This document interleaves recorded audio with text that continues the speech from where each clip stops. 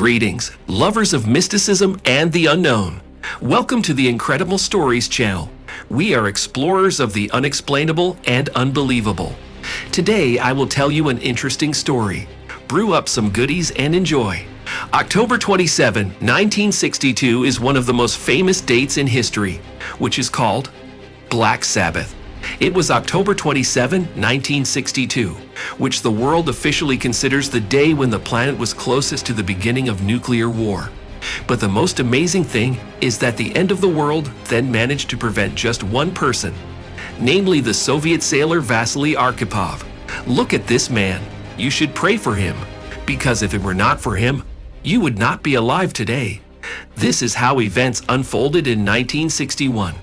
The United States had deployed nuclear missiles in Turkey, which could easily reach the cities of the Soviet Union, including Moscow, from such close distances, making it impossible for the USSR to launch an equivalent retaliatory strike. So the USSR quickly began to retaliate by secretly deploying nuclear missiles on the island of Cuba that could easily reach major cities of the United States. On October 14, 1962, U.S. intelligence found out that Soviet nuclear missiles were in Cuba, and it scared the state government very much. The Americans immediately surrounded the island of Cuba on all sides and threatened to shoot at ships that would try to approach it. Then Nikita Khrushchev, then head of the Soviet Union, said that the blockade was illegal and that any ship flying the Soviet flag would ignore it.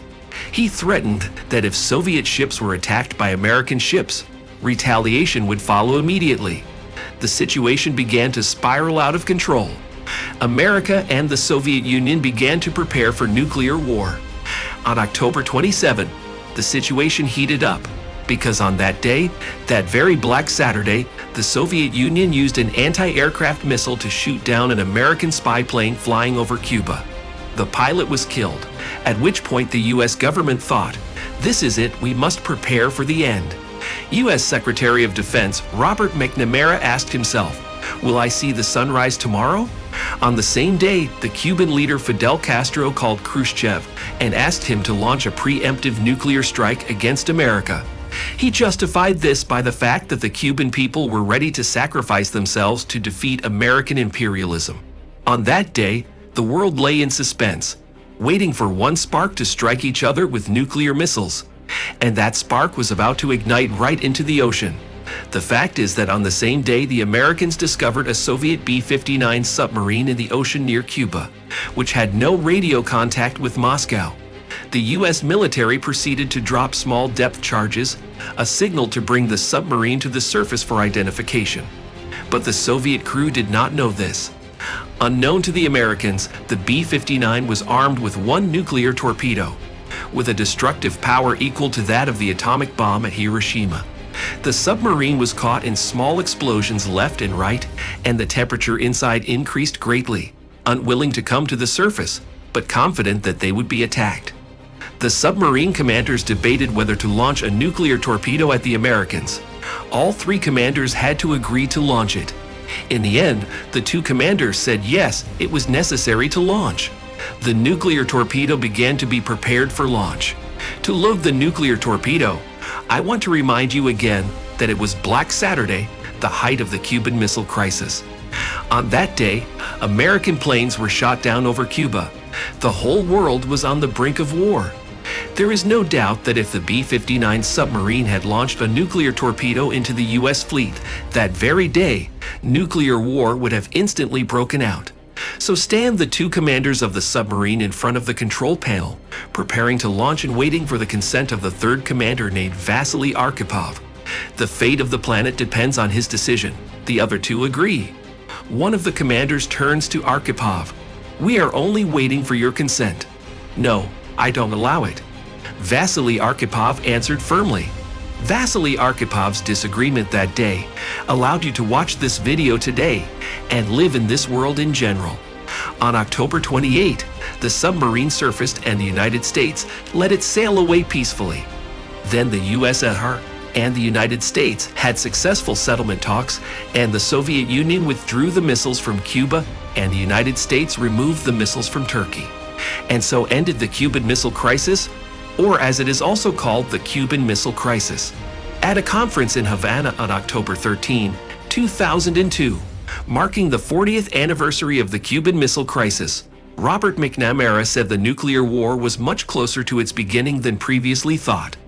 Thomas Blanton of George Washington University said that a guy named Arkhipov saved the world. In 2003, Vasily Arkhipov was posthumously awarded the Italian National Rotondi Prize, Angels of Our Time, for fortitude, courage, and endurance in extreme conditions. In 2017, Arkhipov was posthumously awarded the Future Lives Award, and that award came with $50,000, which was given to his daughter and grandson. Now let's do some analysis. You'll remember in the last video I first talked about the story of Captain William Bast, who was ordered to launch a nuclear attack on the island of Okinawa. But he resisted it and had his superiors double-check the data sent to him. Now, it is hard to believe, but this event took place the day after Vasily Arkhipov had prevented a nuclear war by not allowing a torpedo to be launched from a Soviet submarine. Amazing, isn't it? An eerie coincidence, as if in those days some mystical force really wanted the end of the world to begin. Too many incidents in 2 days in different parts of the planet, and each one of them individually nearly led to nuclear war. It just doesn't. I can't get my head around it.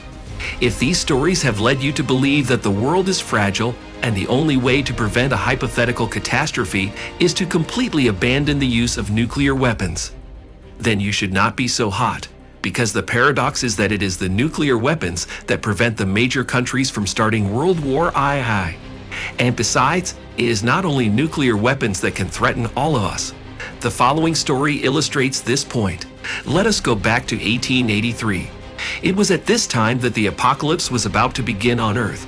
You have all probably heard that in 1908, a small asteroid named Tunguska meteorite exploded in the air and destroyed over 2,000 square kilometers of dense forest in Russia. The power of the explosion is estimated at 50 megatons, which corresponds to the energy of the most powerful hydrogen bomb exploded. So 25 years before that, there were nearly 3,275 Tunguska explosions on Earth, which could have completely destroyed humanity. The fact is that in August 1883, the Mexican astronomer Jos Benillet made pictures of a huge comet, which split into many pieces and flew 600 kilometers from the Earth. Just so you understand, 600 kilometers is a ridiculous distance on a cosmic scale. 600 kilometers is the approximate distance between Los Angeles and San Francisco. We are just unreal luck. According to scientists, if these debris crashed into our planet, the force of the explosion would be equivalent to the power of an explosion of 3,000 Tunguska meteorites. This case once again confirms how fragile the existence of various forms of life in outer space is. What did you think of it? Write in the comments. Be sure to get likes, subscribe to our channel, and check out other amazing stories.